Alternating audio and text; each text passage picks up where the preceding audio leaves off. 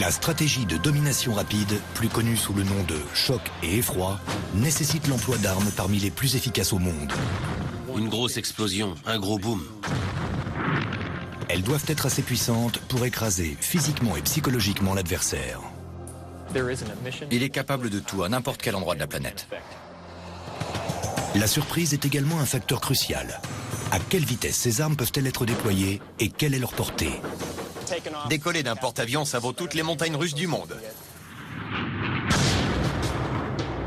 Nous avons sélectionné les armes que nous estimons au-dessus du lot parmi 6 catégories distinctes. Les fusils courte portée, l'artillerie lourde, les guerriers robotisés et dans cet épisode, les armes de choc et d'effroi. Maintenant, c'est à vous de décider laquelle vous semble la meilleure.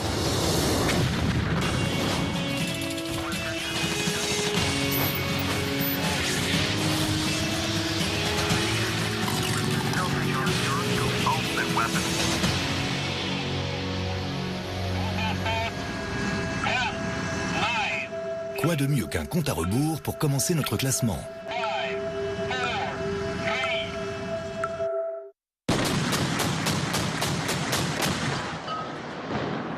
À la 10e place, le canon suédois MK110, l'un des systèmes d'artillerie navale les plus évolués au monde. Ses atouts sont sa précision, sa cadence de tir et ses munitions programmables.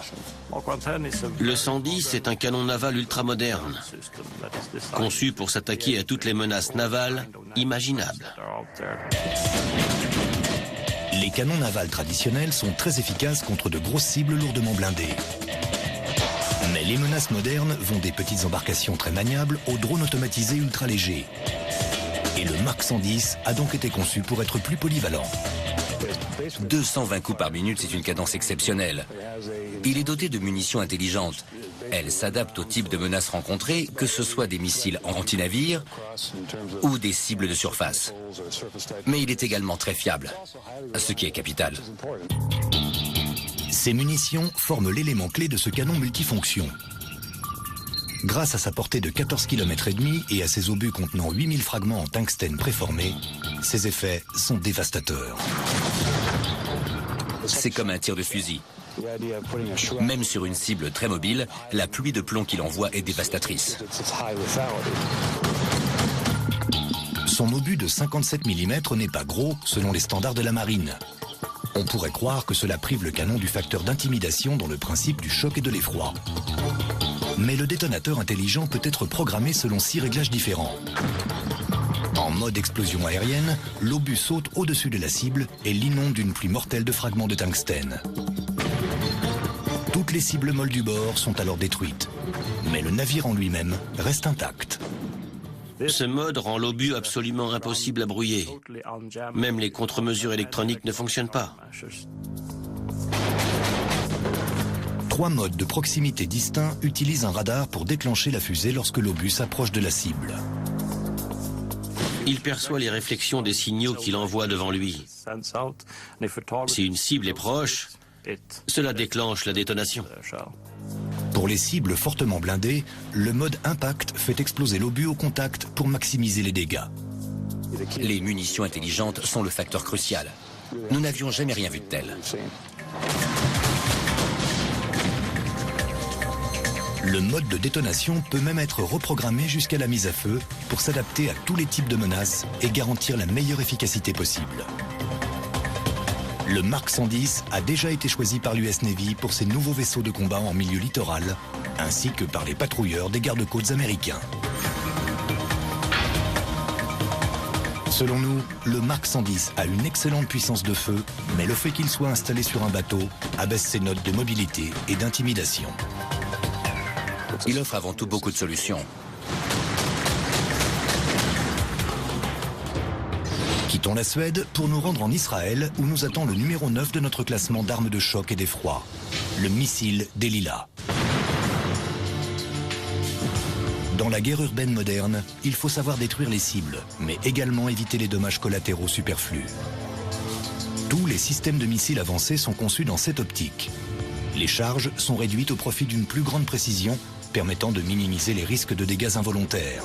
Mais Israël est allé encore plus loin avec un missile révolutionnaire spécialisé dans les frappes en profondeur. Son nom, Delila.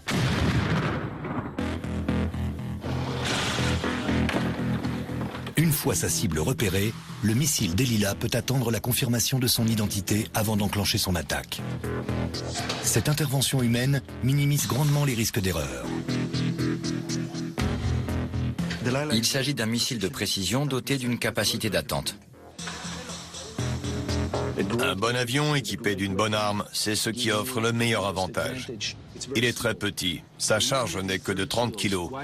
Si elle est petite, c'est parce qu'on a voulu qu'il soit précis, de manière à contrôler au maximum les dégâts collatéraux. Il est très aérodynamique et il peut rester très longtemps en l'air. Les missiles de croisière sont des sortes de drones. Ils s'attaquent à des cibles préprogrammées. Le Delila, par contre, peut tourner autour de la cible pour attendre le moment d'attaque idéal. Une fois tiré, le Delila vole de manière entièrement autonome jusqu'à une destination préprogrammée à l'aide d'un GPS et d'un système de navigation par inertie.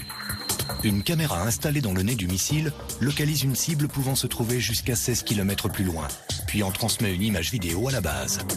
Si la cible doit être vérifiée, le missile tourne autour de la zone en attendant de recevoir l'ordre d'attaquer, d'abandonner ou de se mettre à la recherche d'une autre cible. Le fait que l'opérateur puisse voir la cible, comprendre avec précision où frapper et se concentrer sur un point bien spécifique est la clé du succès de ce genre d'attaque. Le système aérien d'origine s'est vu adjoindre depuis peu une version terrestre et une version navale, offrant une capacité de frappe d'une portée supérieure à 150 km. Les nouveaux modèles utilisent une fusée d'appoint pour faire monter le missile jusqu'à son altitude optimale, puis le moteur à réaction s'allume pour la phase de croisière. Il peut être tiré depuis un avion, un hélicoptère, un navire ou bien depuis le sol pour atteindre une cible située plusieurs centaines de kilomètres plus loin. Avec le Delila, je me sens en confiance. Et je sais que je vais mener ma mission à bien.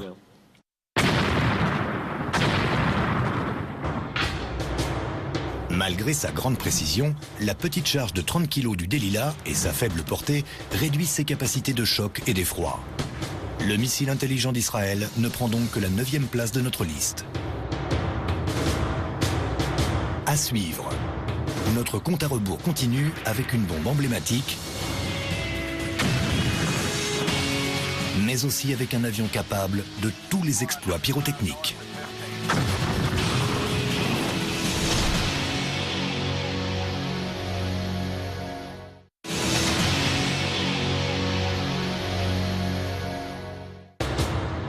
Notre compte à rebours des plus grandes armes de choc et d'effroi se poursuit avec une arme dont le surnom est on ne peut plus révélateur. Vous allez découvrir la mère de toutes les bombes.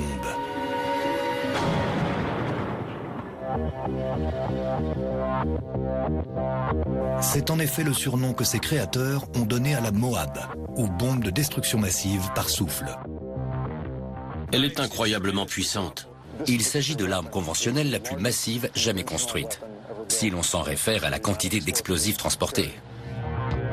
La Moab, la plus grosse arme aérienne à guidage satellite de l'histoire, mise tout sur la puissance de feu. Ce monstre de 9 mètres de long pèse 9800 kg et contient près de 9 tonnes d'explosifs H6. Pendant les tests, certains pensaient qu'il s'agissait de petites armes atomiques. Pour le même poids, plusieurs petites détonations seraient plus efficaces. Mais la puissance destructrice d'une seule énorme explosion, ainsi que l'effet psychologique du champignon d'aspect nucléaire qu'elle soulève, sont des facteurs indéniables. Tir direct, bien joué.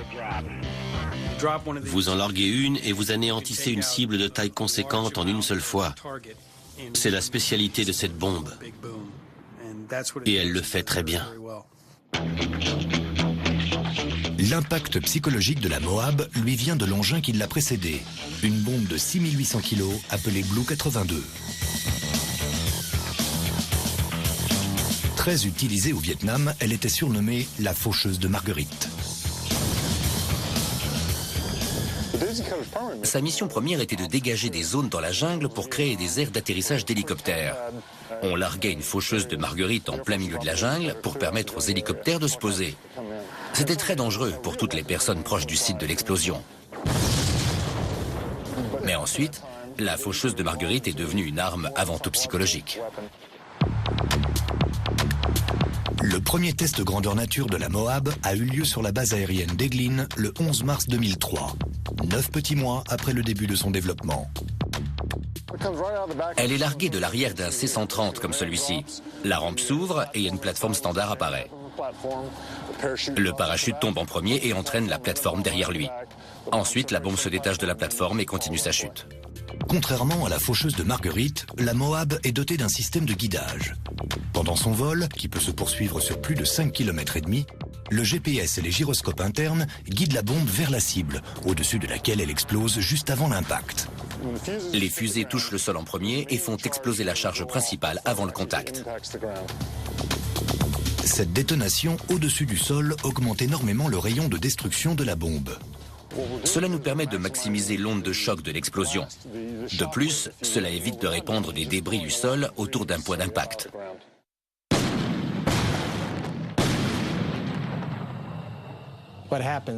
Une gigantesque boule de feu très intense se forme. C'est le premier effet visible après la détonation, suivi par une onde de choc. Si l'on se trouve à proximité, l'explosion est fatale. Un peu plus loin, on souffrira de dégâts auditifs ou de blessures internes.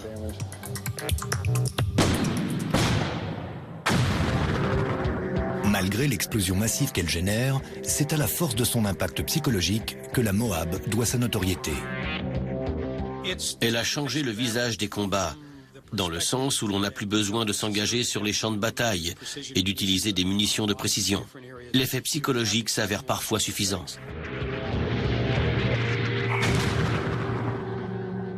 Tir direct, bien joué.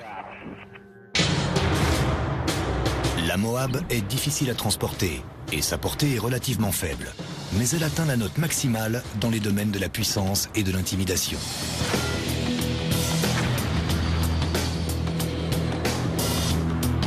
Lors des attaques par tapis de bombes pendant la Seconde Guerre mondiale ou la guerre du Vietnam, on larguait une énorme quantité de bombes sans aucun guidage, causant d'énormes dégâts à l'aveugle.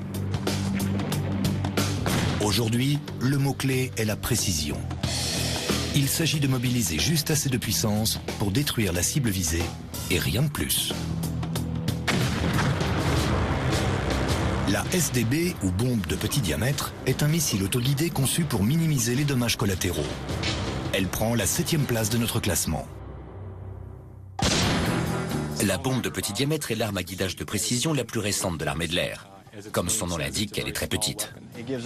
Elle nous offre une distance de sécurité de 65 km et de 18 km au minimum.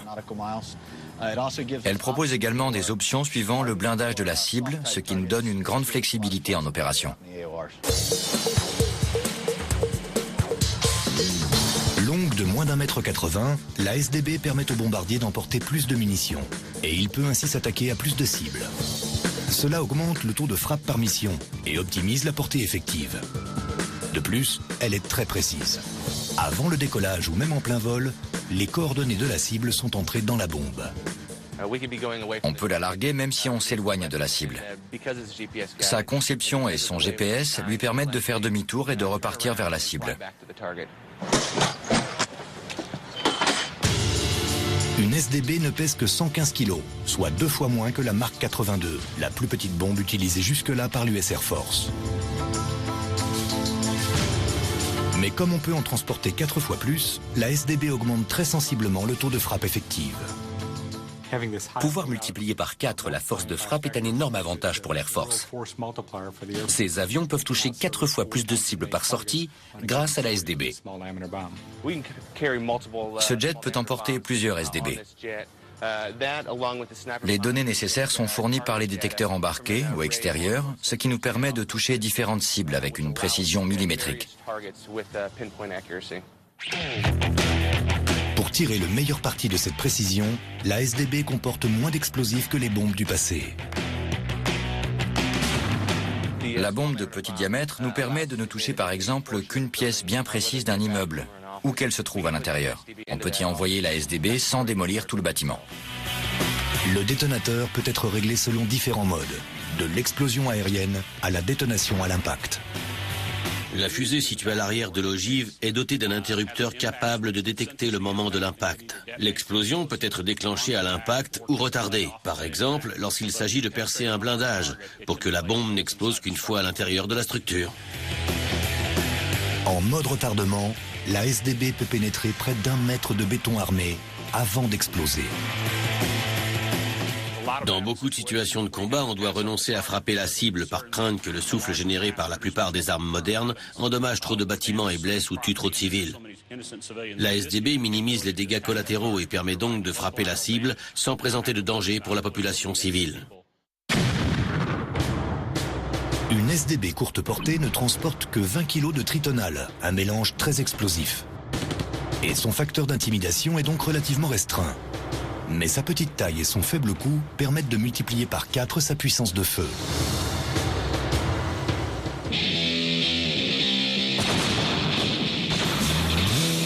Depuis le début de ce compte à rebours d'armes de choc et d'effroi, nous avons vu avec quelle précision la bombe de petit diamètre peut éliminer des cibles prioritaires. Certaines cibles demandent une puissance de feu plus conséquente, mais les bombes conventionnelles sans guidage n'ont souvent pas la précision nécessaire dans beaucoup de situations de combat. La solution à ce problème se trouve au 6e rang. Son nom, la JDAM. C'est un système qui transforme une bombe conventionnelle en bombe intelligente. Elle lui offre une grande précision et permet de toucher une cible n'importe où dans le monde avec une précision de 5 mètres. Cette arme, il ne faut jamais sortir sans. L'ennemi sait avec quelle précision on peut le frapper. La JDAM, acronyme de munitions d'attaque directe conjointe, règle un problème aussi vieux que la guerre aérienne. Pendant la Seconde Guerre mondiale, il fallait des centaines, voire des milliers de bombardiers pour détruire une seule cible. L'opération Tempête du désert a mis ce problème en exergue. À cause du sable, de la poussière et de la fumée, les pilotes de combat n'arrivaient pas à se verrouiller sur les cibles au sol. C'est pour lutter contre l'inefficacité des bombes conventionnelles que le développement de la JDAM a commencé. L'armée voulait une arme guidée par satellite, par tout temps, largable dans les nuages ou la fumée, pour détruire les cibles visées même par mauvais temps. Avec l'apparition de la JDAM, un appareil peut désormais détruire autant de cibles qu'il transporte de bombes, ce qui n'était pas du tout le cas auparavant. La JDAM n'est pas l'arme en elle-même. Il s'agit d'un système adaptable qui convertit une bombe conventionnelle en missile intelligent autoguidé.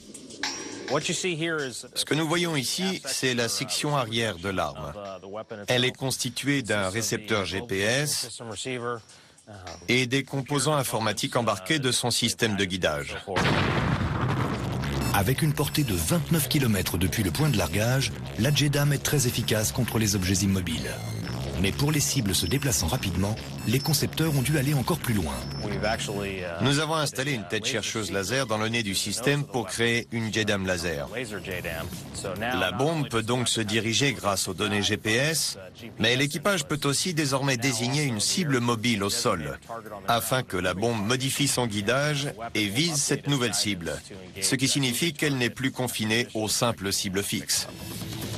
La JDAM laser offre la possibilité de toucher les cibles mouvantes à n'importe quel point du champ de bataille. Il faut continuer à illuminer la cible avec son propre laser ou avec un laser allié afin de guider la bombe jusqu'à son objectif. Pour un coût relativement modeste, la JDAM et sa grande sœur à guidage laser, la LJDAM, ont révolutionné le domaine du bombardement. Les soldats au sol peuvent demander un appui aérien en sachant qu'en quelques minutes, une arme très précise touchera la cible qu'ils auront désignée aux pilotes. Cela leur offre un soutien aérien à la fois précis et rapide. Une fois la JDAM larguée, c'est la bombe qui s'occupe de tout. Autre système bon marché, la JDAM peut être combinée à une bombe pesant jusqu'à 900 kg. Sa puissance de feu est donc excellente, mais sa portée dépend de l'appareil qui la transporte. À la 5e place, on trouve la version aérienne de l'arsenal d'artillerie. Il s'agit du gunship AC-130U, surnommé le Spooky.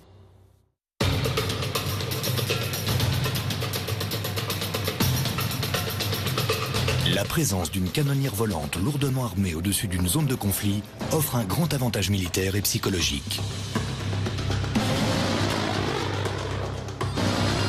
Il peut apporter du soutien aux troupes au sol, mais également lancer de véritables attaques d'artillerie. Et lorsque le gunship en question est l'AC-130U, l'ennemi peut se mettre aux abris. C'est un avion d'attaque dont les armes forment la force principale. Basée sur la structure de l'avion cargo C-130, la première version d'attaque au sol est entrée en action en 1967 au Vietnam. Il a beaucoup évolué depuis le Vietnam et nous espérons que ce n'est que le début. Depuis les événements du 11 septembre 2001, le Spooky a été en service constamment, que ce soit en Irak ou en Afghanistan. C'est l'un des rares avions existants qui soit performant dans les 4 domaines d'efficacité qui sont les dégâts, l'endurance, la capacité de survie et la connectivité. À suivre, 20 000 lieues sous les mers à bord d'un sous-marin nucléaire de classe Virginia. Et de retour à l'air libre à bord du majestueux USS Eisenhower. Accrochez vos ceintures pour le vol de votre vie.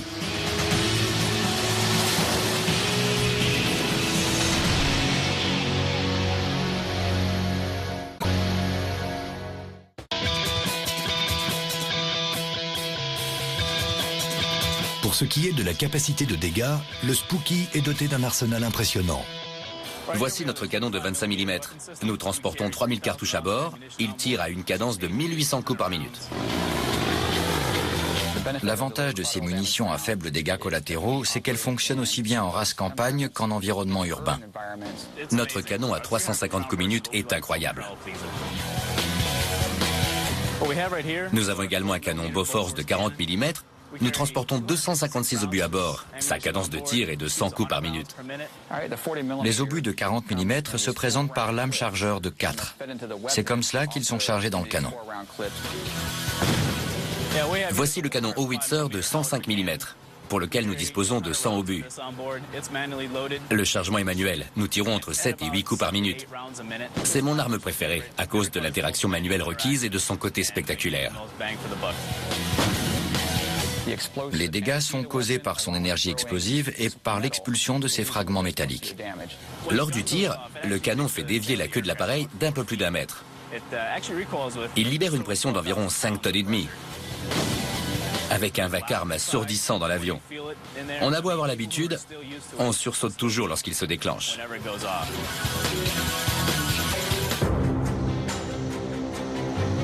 À plein, le Spooky pèse 60 tonnes. Avec ses 40 mètres d'envergure, il n'est pas facile à camoufler durant les opérations de soutien aérien. Nous évoluons généralement dans des situations de danger moyen à faible, adaptées aux capacités de l'avion. Les sorties s'effectuent principalement de nuit, car l'obscurité nous camoufle et donc nous protège. Lorsqu'il se verrouille sur une cible, le Spooky dispose d'un double contrôle de tir, qui double donc le danger pour l'ennemi au sol. Cela permet de suivre 2 cibles à la fois. Et donc d'être prêt à tirer sur 2 menaces potentielles. L'équipage se repose aussi sur une communication incessante avec le sol. Cette nuit, nous nous entraînons à diriger la puissance de feu de l'AC-130 sur la cible. Nous la coordonnons de différentes manières, tout d'abord en communiquant, mais aussi de différents moyens de repérage, du pointeur aux lunettes infrarouges. Cela me permet de voir la cible et de relayer ce que je vois sur le champ de bataille à l'avion, pour que nous soyons sur la même longueur d'onde. Roger, cible détruite, stand-by. On forme tous une très bonne équipe. On essaie d'intervenir au sol là où les gars en ont besoin. Le but premier de l'AC-130, c'est de sauver les vies de nos soldats. Le Spooky ne sert pas seulement à tuer l'ennemi, il est aussi là pour nous protéger. La canonnière volante AC-130 obtient de bonnes notes pour la mobilité, la portée, la puissance de feu et l'intimidation. Mais il ne s'agit pas de l'arme la plus puissante de notre palmarès, loin de là. Nous avons déjà passé en revue plus de la moitié de notre sélection de systèmes de choc et d'effroi. En 4e place, voici l'USS Texas, auquel il vaut mieux ne pas se frotter. Il s'agit du 4e bâtiment de l'US Navy à porter ce nom. Mais c'est le premier sous-marin nucléaire de classe Virginia. Ce sous-marin représente ce qui se fait de mieux en matière de technologie. Ce géant des profondeurs est long comme 1,5 fois un Boeing 747 et il pèse près de 8000 tonnes. Cela ne l'empêche pourtant pas de réaliser des opérations secrètes en eau côtière peu profonde et de bénéficier de l'effet de surprise.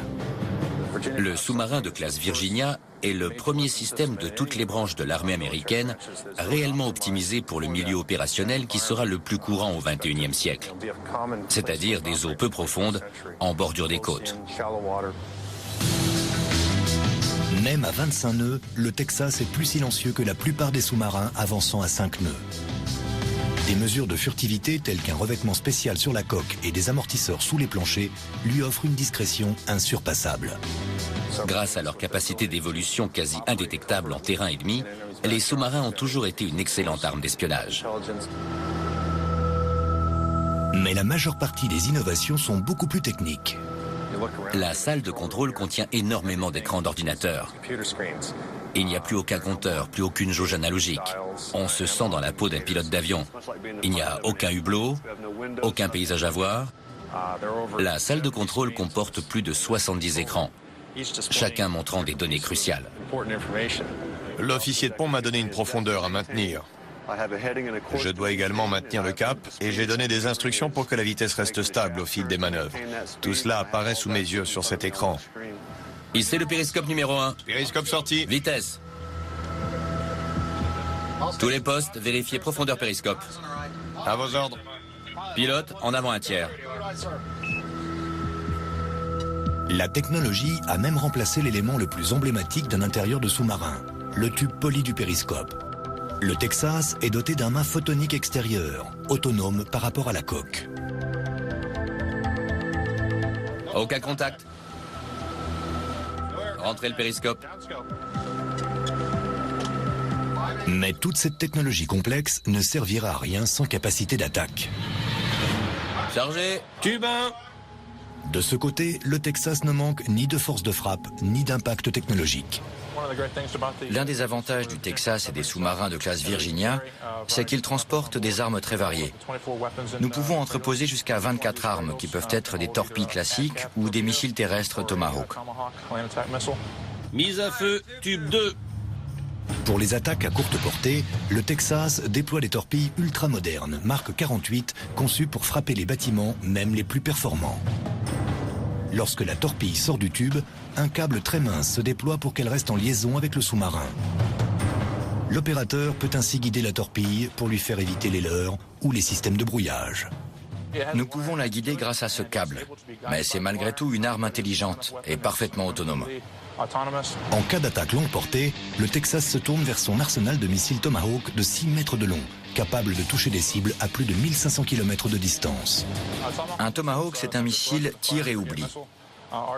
Notre mission, c'est de réussir à le tirer sans être détecté pour que le missile de grande précision puisse attaquer sa cible. En termes de portée, on estime qu'un sous-marin de classe Virginia, chargé de ses 24 missiles Tomahawk, pourrait attaquer avec succès environ 70% des terres émergées de la planète. Mais pour des opérations secrètes près des côtes, les armes sortant de certains tubes sont parfois encore plus autonomes qu'un missile de croisière. Voici une amélioration récente. Une chambre d'immersion pouvant contenir 9 personnes. Nous pouvons donc embarquer des Navy Seals, des Rangers, les mettre à l'eau et les récupérer discrètement près de la côte où se déroule notre mission. Immense portée, puissance de feu incroyable grâce à ses capacités nucléaires, furtivité à toute épreuve pour l'élément de surprise, on comprend pourquoi son capitaine en est aussi fier. Mon équipage est formé de jeunes Américains, aussi doués que motivés. C'est la meilleure place au monde. Passons des vagues aux nuages pour découvrir le numéro 3 de notre classement, l'ancêtre de tous les bombardiers stratégiques longue portée, le B-52 Stratofortress. Le B-52 est un symbole de l'US Air Force. Cet appareil dispose d'une puissance exceptionnelle. Il attire l'attention des gens ne serait-ce que parce qu'il est en service depuis très longtemps. Quand on le regarde de plus près, on voit qu'il a 8 moteurs. C'est un avion gigantesque. Au milieu des années 50, le B-52 était le premier bombardier longue portée à voilure en flèche des États-Unis. Après plus d'un demi-siècle de service, il joue toujours un rôle majeur dans la flotte de bombardiers américaine. Pour moi, le B-52 demeure une arme extrêmement efficace. Il a plus de 50 ans, mais aucune mission ne lui fait peur. Conçu à l'origine pour ne voler que pendant 10 ans, le B-52 est né lors des heures les plus sombres de la guerre froide. Le B-52 a été conçu pour effectuer les missions stratégiques des États-Unis au milieu des années 50. Il a été construit pour évoluer en permanence en alerte nucléaire, pour bien montrer que nous ne reculerions devant rien. Par chance, il n'a jamais eu à jouer ce rôle d'exterminateur nucléaire. Mais en 1965, le B-52 a été appelé à la rescousse au sud du Vietnam. Au cours d'une campagne conventionnelle de support aérien rapproché longue de 8 ans, dont le nom de code était Arclight, le B-52 a effectué plus de 130 000 sorties et largué 2,5 millions de tonnes de bombes. Au cours de la guerre froide, le B-52 a effectué des missions nucléaires, mais aussi conventionnelles, comme lors de la guerre du Vietnam. Une fois la guerre froide terminée, nous avons arrêté les missions d'alerte nucléaire du B-52 pour nous concentrer sur les opérations conventionnelles, avec l'ajout d'armes de précision. La guerre du Vietnam prend fin en 1973, et dans les années 90, la guerre froide n'est plus qu'un souvenir. Mais le B-52 n'a jamais cessé de s'adapter. Si le B-52 a connu un tel succès au fil de ses nombreuses années de combat, c'est parce qu'il a su évoluer en intégrant les technologies et les armes les plus modernes pour s'adapter aux changements tactiques. Il effectue des missions offensives globales et des missions d'interdiction aérienne contre des cibles aussi bien aériennes que terrestres ou navales. Il a été l'un des grands acteurs de l'opération Tempête du désert, qui était la première guerre d'Irak. Plus récemment, il a également été utilisé en Afghanistan, ainsi que pour l'opération Libération de l'Irak.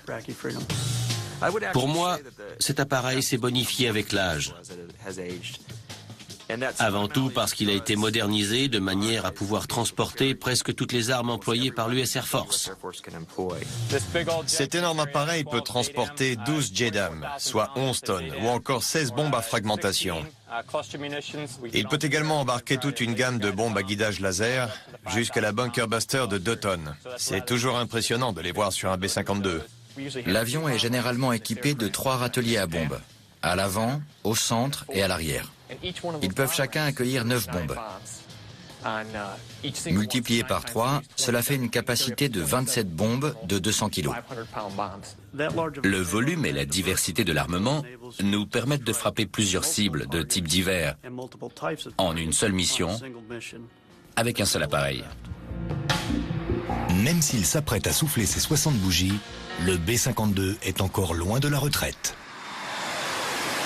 C'est un excellent système d'armement. Sa technologie embarquée évolue constamment afin qu'on puisse participer efficacement au combat. Il n'entre pas dans le top 2, mais le B-52 obtient de bons scores en portée, en mobilité, en puissance de feu et en intimidation. Ce mastodonte aux dents acérées mérite entièrement sa réputation de monstre du ciel. Il est capable de tout à n'importe quel endroit de la planète. Je crois que le B-52 a un brillant avenir dans l'US Air Force. À suivre, découvrez les 2 lauréats de notre classement des armes de choc et d'effroi. Le choix a été difficile. Serez-vous de notre avis ?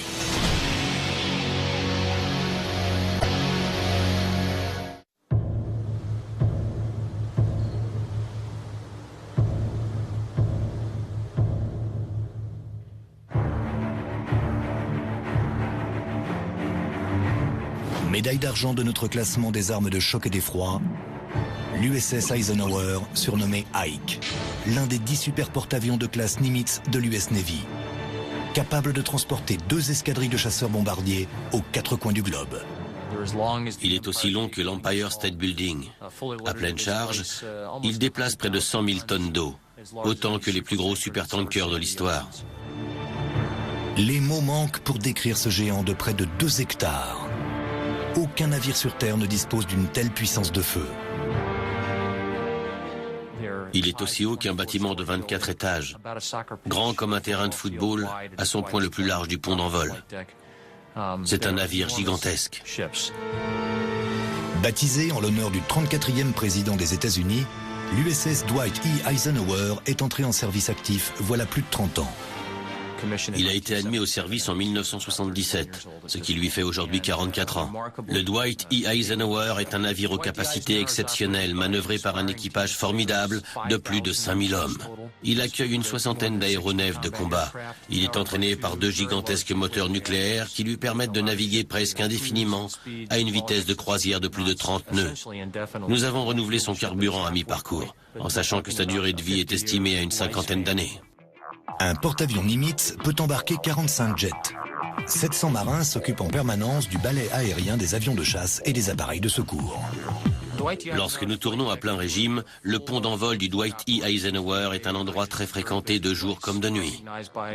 La compagnie d'assurance Lloyd's estime qu'il s'agit de l'un des environnements de travail les plus dangereux de la planète.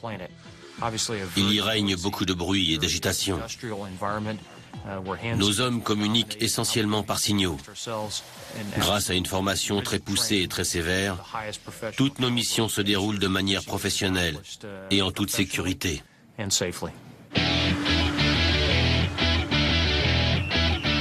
Les avions sont hissés sur le pont d'envol grâce à 4 monte-charges géants. Ils sont ensuite catapultés pour passer de 0 à 300 km/h en 1 seconde et demie. Décoller d'un porte-avions, ça vaut toutes les montagnes russes du monde.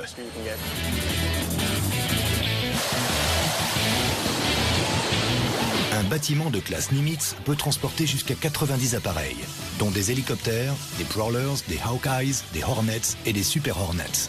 Les Super Hornets et les Hornets sont des appareils extrêmement performants. Ils peuvent réaliser des missions de suprématie aérienne, comme des chasseurs classiques, mais également des missions de frappe en tout genre, d'interdiction aérienne ou de soutien dans une situation de combat naval de surface.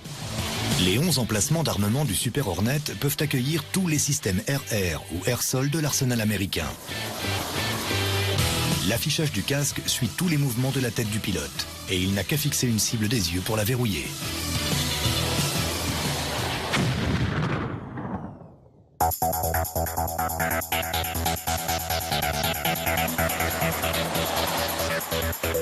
Quant au porte-avions en lui-même, son plus gros défaut tient à sa taille, qui en fait une cible aisément repérable.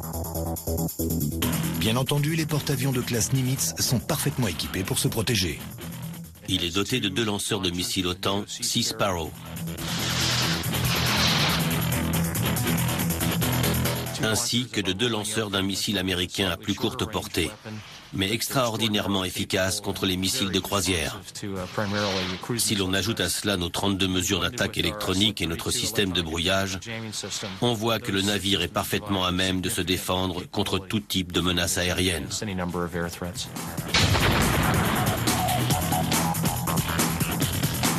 Et bien entendu, en termes d'impact psychologique, quoi de plus impressionnant qu'un porte-avions nucléaire de 100 000 tonnes ? La simple présence d'un porte-avions dans une région du globe a un effet sur les habitants de la région, sur ce qu'ils pensent et sur ce qui les pousse à le penser. D'un point de vue géopolitique, la capacité de modeler les événements dans le sens des intérêts de l'Amérique est un atout unique au monde. Avec ses 100 000 tonnes, le Ike est indubitablement le système le plus massif de notre classement. Ce qui ne lui vaut pourtant pas la première place. À qui revient-elle ? Sur la première marche, le bombardier furtif B-2, l'emblème de l'arsenal de frappe longue portée de l'US Air Force, mais également l'un des avions les plus techniquement avancés au monde. C'est un appareil révolutionnaire. Il n'existe aucun avion similaire. Le B-2 est unique en son genre, car c'est le seul système d'armement à combiner toutes les caractéristiques de portée, de chargement et de furtivité en un seul appareil. Regardez-le, il force le respect. L'allure inoubliable du B-2 le distingue de tous les autres avions existants, au point que lors de ses premiers tests en vol, une vague d'observation d'OVNI s'est déclenchée. En tant que pilote, quand je vois cette aile volante futuriste en vol, je la trouve magnifique. Il fait 52 mètres d'envergure et 21 mètres de long. Il est donc plus large que long, ce qui est très inhabituel pour un avion. Il est dépourvu de gouverne, ce qui rend ses caractéristiques aérodynamiques très intéressantes pour un pilote. On se retrouve aux commandes d'une aile volante sans gouverne. Les gens sont fascinés par le B-2 à cause de sa conception et de son allure. Il ne ressemble à aucun autre avion actuel. Sa forme est à la fois fluide et arrondie. Il ressemble un peu à une chauve-souris. Mais ce n'est pas pour sa beauté que la forme d'aile de chauve-souris a été choisie. Elle fait partie intégrante des caractéristiques qui font du B-2 un appareil furtif. D'un point de vue technique, deux éléments étaient incontournables. L'appareil devait avoir une surface équivalente radar minimale, et comme c'est un bombardier, il devait être aussi aérodynamique que possible. La furtivité est le résultat de plusieurs signatures, dont la signature radar, l'aspect visuel, l'empreinte acoustique et le spectre infrarouge. Parvenir à le rendre furtif sur toute la bande de fréquence était un défi considérable. C'est pour cette raison qu'il n'a pas de queue, qu'il est doté de courbes aussi fluides et que ses moteurs sont placés de cette manière. Je dis toujours que la furtivité dépend à 80% de la forme et de 20% des matériaux. Les composés de graphite époxyde de la superstructure de l'appareil permettent d'absorber au maximum les ondes radar. L'emplacement des 4 moteurs est également une mesure de furtivité. Les moteurs sont incrustés dans le fuselage pour éviter les illuminations radar directes sur leur surface avant et arrière. Toutes les armes sont camouflées dans l'appareil. Sa furtivité peut faire croire que l'élément de surprise est la plus grande arme du B-2, tant que l'on n'a pas vu son armement. Le B-2 peut transporter 18 tonnes d'armes, dont la série JDAM, qui varie de 200 à 900 kg. Il peut également accueillir le JASSM, un missile de croisière conventionnel, ou des bunker busters de 2 tonnes. Mais comme c'est un bombardier nucléaire, il peut également transporter 2 bombes nucléaires à chute libre. Les différentes armes que le B-2 peut transporter lui permettent de s'attaquer à des cibles de nature très diverses. Prenons par exemple les 80 JDAM de 200 kg. Chacune de ces bombes peut être réglée individuellement, ce qui fait un potentiel de 80 cibles différentes. Cela n'a plus rien à voir avec l'époque de la Seconde Guerre mondiale, où toute une escadrille de bombardiers était nécessaire pour éradiquer une seule cible. Désormais, un seul B-2 peut détruire 80 cibles.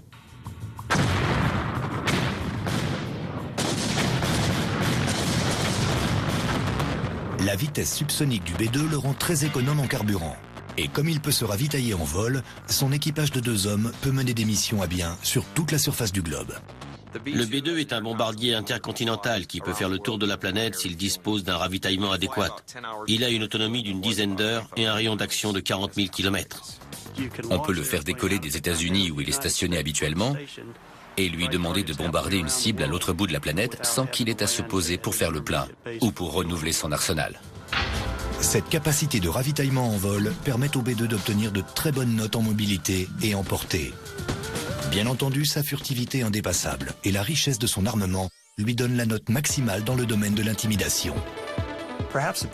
Le plus gros impact psychologique du B-2 sur l'ennemi vient peut-être du fait que ce dernier ne peut se considérer à l'abri nulle part sur la surface du globe. En ce sens, le B-2 représente la suprématie aérienne dans sa forme la plus pure et la plus dangereuse.